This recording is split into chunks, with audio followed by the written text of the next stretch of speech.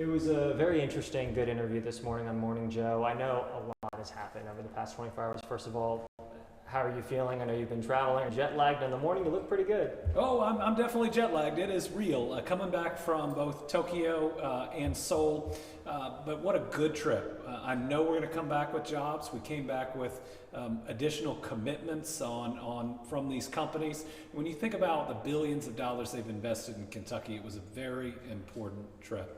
But excited to be back. Excited to be back at work. This is what I enjoy doing. We're going to keep fighting for wins for the people of Kentucky. I want to get right to that interview. You said, I love my job here in Kentucky. You've always been very consistent about that. About a minute 41 in, you mentioned JD Vance. I mean, I know he's got roots in Eastern Kentucky, but you said, quote, he ain't from here. Where did that come from? Well, he's not. Listen, this is a person who visited Kentucky during the summers or came for funerals or reunions, and he wants to judge us.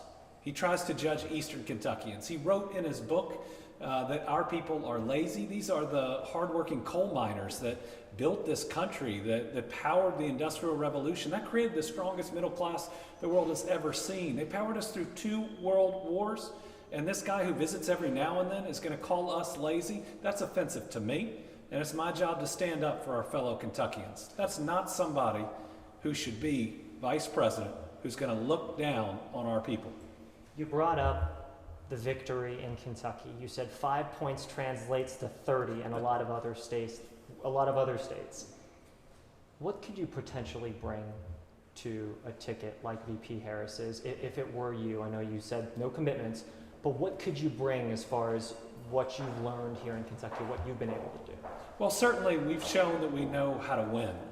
We know how to reach across the divide and how to campaign in a way where we talk to people and not at them, where we listen to people's concerns and we give them confidence that we're going to address them. But I think it's more than just running. It's also how you govern.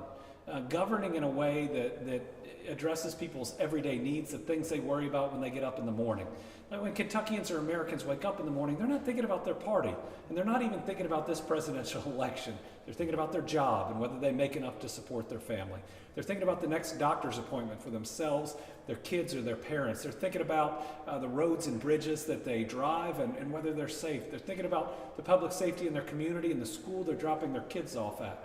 You know, that's how you should campaign, because that's how you should govern.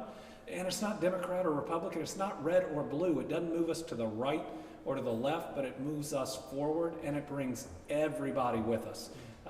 That's, I think, what the vice president ought to be doing. That ought to be our message to the nation, and it gets us past all this craziness, this back and forth of everything being political. How about we just get back to being good Americans that are helping each other?